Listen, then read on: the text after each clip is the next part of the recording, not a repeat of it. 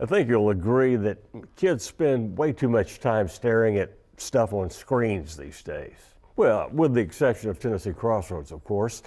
Danielle Allen found a spot in Memphis where kids not only forget about their phones, they have a heck of a good time learning as well. The Children's Museum of Memphis, where a kid can be a kid, or a firefighter, or a policeman, or anything they dream up, really. This is where imagination takes center stage. At the end of the day, the museum is all about teaching children, but doing it through play. You know, everything, we don't have a lot of collections. This is not a collections museum of dinosaur bones and artworks.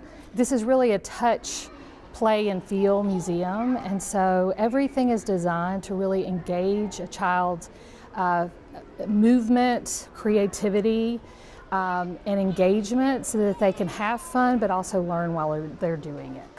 Stephanie Butler is the executive director of the museum.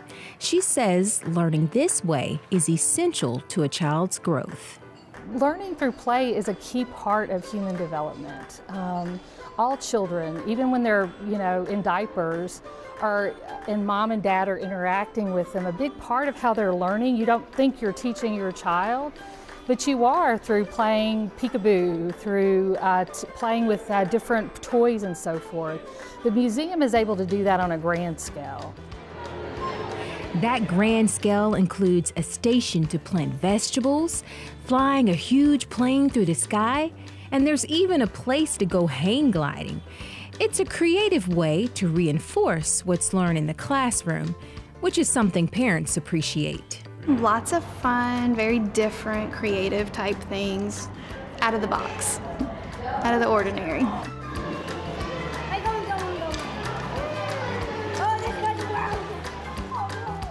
The Children's Museum of Memphis has a history that's just as interesting as the present. This building was once a National Guard armory. It sat empty for years before the museum opened in 1990. Since then, hundreds of thousands of kids have passed through, solidifying its place in Memphis culture. It is a cultural amenity, it's a civic amenity. Certainly it's an important destination for people visiting the city. We're certainly a regional draw, especially for folks in rural areas who may not have access to a children's museum.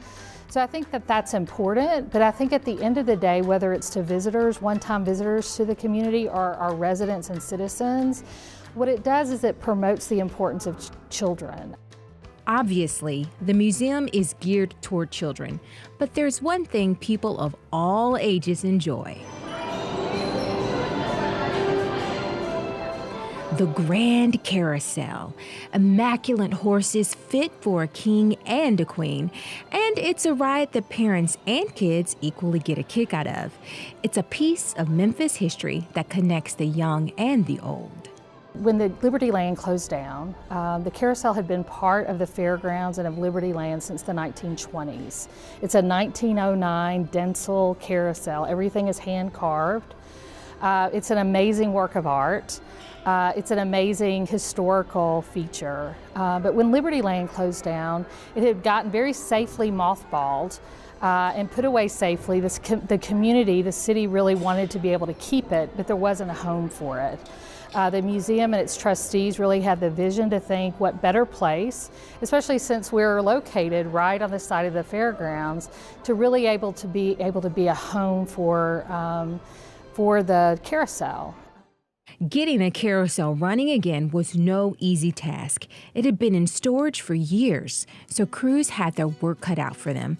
They had to carefully remove layers and layers of paint. But after a year of work, the horses looked shiny and new. It now has the colors and look of the original carousel from more than 100 years ago.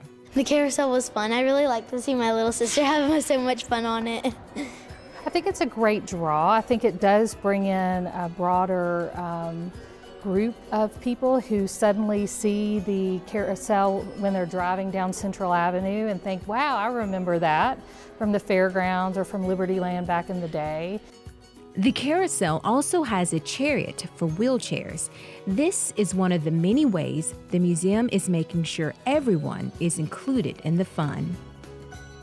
We're always striving as we improve our exhibits and so forth to make sure that exhibits are accessible, especially to those kids who have physical disabilities.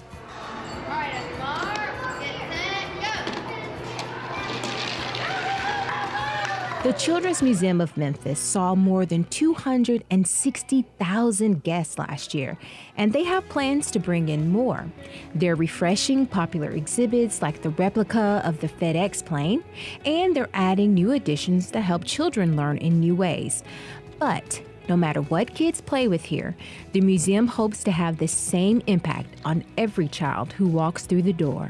I think wherever the child is coming from, whatever their background, their ability, we want to make sure that we have an experience where they can come and be inspired and engaged.